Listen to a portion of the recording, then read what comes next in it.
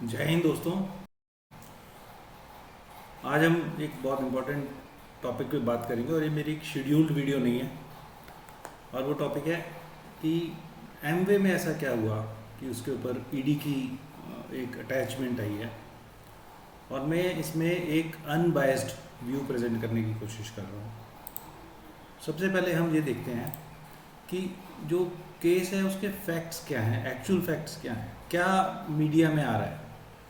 जो मीडिया से आ रहा है, मैंने सारा मीडिया से उठाया है ऑनलाइन, कि ईडी ने एमवे के एसेट्स को प्रोविजनली अटैच किया है, जिसकी की वैल्यू है 757.77 करोड़। और ये उसने किया है prevention of money laundering act 2002। Prevention of money laundering का मतलब होता है इलीगल तरीके से कमाया गया पैसा किसी क्रिमिनल एक्टिविटी में, या जो चीज़ बैन है इंडिया में उससे जो पैसा कमाते हैं। तो पीएमएलए अपने आप में एक है, एक्ट है, लेकिन इस एक्ट में जो पैसा इन्वॉल्व होता है वो किसी ना किसी और क्रिमिनल एक्टिविटी से आता है, चाहे वो 420 हो, फॉर्जरी हो, सो मैनी अदर थिंग्स। अब दूसरी इस पे जो एक्यूजेशन है, एक्यूजेशन मतलब जो इल्ज़ाम लगे हैं एमवे पे, वही लगे हैं कि running A pyramid fraud in the guys of multi level marketing business. मतलब कि एक पिरामिड फ्रॉड कर रहे हैं, ये किया है इन्होंने नेटवर्क मार्केटिंग के नाम पर। इन्होंने प्रोडक्ट्स बहुत ही ज़्यादा कीमत पर सेल किए हैं बनिस्बत इसके कि उसी से रिलेटेड जो सिमिलर प्रोडक्ट्स और ब्रांड्स के मार्केट में मिल रहे हैं उसको अगर कंपेयर किया जाए तो।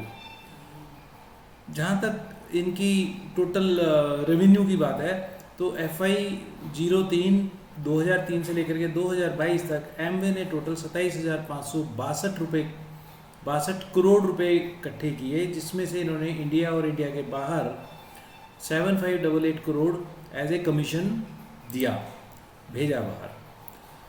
एमवे 1996-97 में भारत में 21.39 करोड़ रुपीस लेकर के आया था, और वो अभी तक 2859.10 crore as a dividend, royalty या other sort of payment commission के तौर पे बाहर भेज चुका है। इनके इस एमवे के साथ में जो लोग जुड़े हैं, जिनका नाम आया है कंपनीज का, वो हैं ब्रिट वर्ल्ड वाइड और नेटवर्क 21। वो इस तरह से आया है कि इन्होंने प्रोडक्ट सेल के की आड़ में मीटिंग और सेमिनार ऑर्गेनाइज किए और उसमें लोगों को एनरोल कराया अपनी बातें सुनाकर।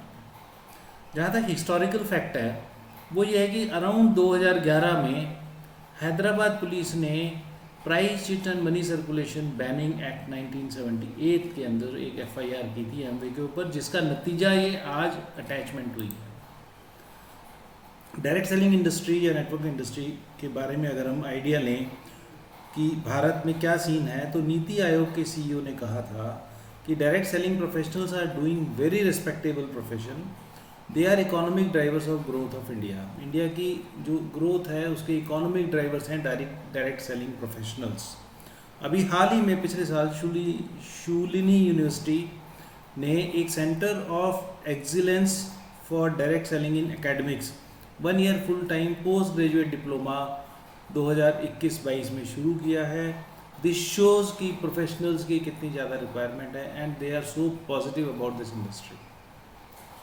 हाल ही में 28 दिसंबर को consumer protection direct selling rules 2025 notify हुए हैं, ताकि सबको पता लगे कि क्या गाइडलाइंस है, किसके तहत ये काम होना है। अब इस दौरान जो जो बातें सामने आ रही हैं, जो टॉपिक्स आ रहे हैं, जो पॉइंट्स आ रहे हैं, जो वर्ड्स आ रहे हैं, वो है pyramid scam, MLM scam, PMLA, price sheet and money circulation scheme banning act 1978। हम इसके बारे में फिर कभी डिटेल में डिस्कस कर लेंगे, लेकिन अभी हम पिरामिड स्कैम और MLM स्कैम को एक नॉर्मल लीगल MLM कंपनी या नेटवर्क मार्केटिंग कंपनी और एक ट्रेडिशनल बिजनेस के साथ में कंपेयर करके समझने की कोशिश करते हैं कि क्या है। हर चीज़ पिरामिड है। ट्रेडिशनल बिजनेस में पिरामिड कैसे बनता है कि सबसे ऊपर एक कंपनी है जो या तो खुद मैन्युफैक्चर कर रही है प्रोडक्ट या किसी थर्ड पार्टी से। ज़्यादातर बड़े बड़े ब्रांड थर्ड पार्टी से मैन्युफैक्चर कराते हैं प्रोडक्ट को, वो अपने C&F एजेंट को देते हैं जो बहुत कम होते हैं। C&F के बाद में सुपर स्टॉकिस्ट होते हैं जो उससे थोड़े से ज़्यादा होते हैं। हर सुपर स्टॉकिस्ट के साथ में कुछ होल सेलर जुड़े होते हैं जो सुपर स्टॉकिस्ट से सामान लेते हैं अपना, और सुपर स्टॉकिस्ट आगे अपने अपने रिटेलर्स को अपॉइंट करते हैं, या ये कह लो कि आगे आगे कितने सारे रिटेलर्स होते हैं जो होलसेलर से सामान लेकर के जाते हैं, और वो रिटेलर्स अल्टीमेटली कंज्यूमर को सामान देता है। अब इस कंज्यूमर को एक रिटेलर में जहाँ पे 1000 तरह की डिफरेंट चीज़ें होंगी, उसको क्या पता कि कौन सा सामान लेना है, तो कंपनी क्या करती है कि एडवर्टाइजमेंट करती है। तो उसमें जो प्रोडक्ट 20 रुपये का चलता है वो तकरीबन 100 रुपये का कंज्यूमर को यहाँ पर मिलता है। ये एक ट्रेडिशनल बिजनेस है, और इसमें ये सारी चेन बनी हुई है, जिस चेन के थ्रू जब कंज्यूमर एक एंड यूज़र प्रोडक्ट परचेज करता है तो सारी चेन का घर चलता है। This is traditional business.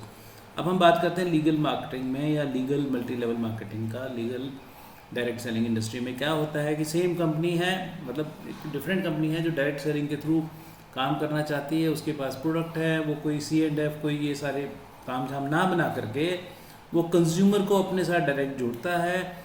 और जब वो जुड़ते हैं डायरेक्ट तो ये लाइन ये शो करती है कि इन्होंने इससे एक फॉर्म भरा और एक आईडी और कोड ले लिया जिसके अंदर सारा बिजनेस काउंट होता है। अब वो इन कंज्यूमर्स को ये कहती है कि भाई अगर आप मेरे साथ और कंज्यूमर जुड़ोगे तो मैं आपको डिस्ट्रीब्यूटर कह दूंगी, अगर आप नहीं जुड़ोगे तो एज ए कंज्यूमर मेरे साथ जुड़ते हो। कंज्यूमर एज ए कंज्यूमर जुड़ने का बेनिफिट ये होगा कि आपको कुछ डिस्काउंट मिल जाएगा प्रोडक्ट पे। इसके अलावा ये जो डिस्ट्रीब्यूटर्स होते हैं या ये कंज्यूमर्स होते हैं, इनसे कुछ और लोग भी प्रोडक्ट परचेज करते हैं। अगर प्रोडक्ट अच्छा हो, ये सिंपल कंज्यूमर्स हैं और ये इन डिस्ट्रीब्यूटर से सामान लेते रहते हैं। जो सामान यहाँ पर 20 रुपये का चलता है वो इस कंज्यूमर को 100 रुपये का ही मिलता है जितने का यहाँ पर मिल रहा है, लेकिन डिस्ट्रीब्यूटर्स को उसमें कुछ डिस्काउंट हो जाता है, 15%, 20%, 25% कुछ भी।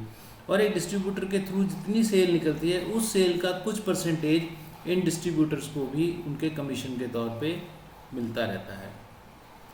अब इसी डिस्ट्रीब्यूशन चेन में यदि कंपनी 20 रुपये का प्रोडक्ट को लेकर के और 2000 का सेल करे, जो कि मार्केट में 100 रुपये का बिकता हो, तो हम बहुत इसके अंदर एक डूबियस एक्टिविटी हो जाती है कि जो सामान 20 रुपये का है, चलो ज़्यादा से ज़्यादा 100 रुपये का वो बिकना चाहिए कि भी बीच में जिन भी लोगों को डिस्ट्रीब्यूशन देनी है, और अगर उसको 2000 किया जाए इसका मतलब उसको बहुत आर्टिफिशियली इन्फ्लेट किया जा रहा है उसके प्राइस को, ताकि जो 2000 में से 100 रुपये अगर हम निकालें तो 1900 रुपये किसी तरह से इस चेन में डिस्ट्रीब्यूट किया जाए।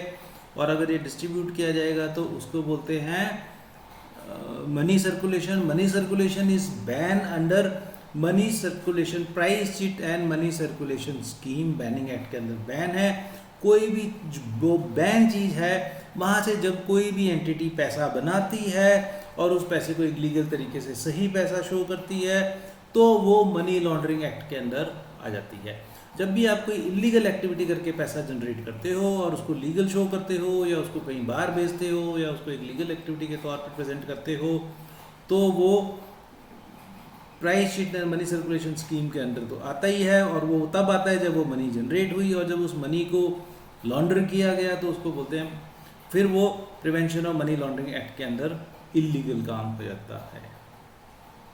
दोस्तों, मैंने एक बहुत ही अनबायस्ड पॉइंट ऑफ व्यू रखने की कोशिश की है, लेकिन मेरी आप सबसे एक रिक्वेस्ट है, बहुत सारी ethical legal companies network marketing, multi level marketing की भारत में चल रही हैं, जिसमें लोगों ने बहुत साल अपने लगाए हैं, उनकी लाइवलीहुड उससे चलती है। तो किसी भी एक चीज़ के, एक इशू, एक कंपनी की गलती के कारण हर मल्टी लेवल मार्केटिंग को ब्लैंकेट तरीके से ये ना कहा जाए कि वो सब एक पिरामिड स्कैम है। जय हिंद।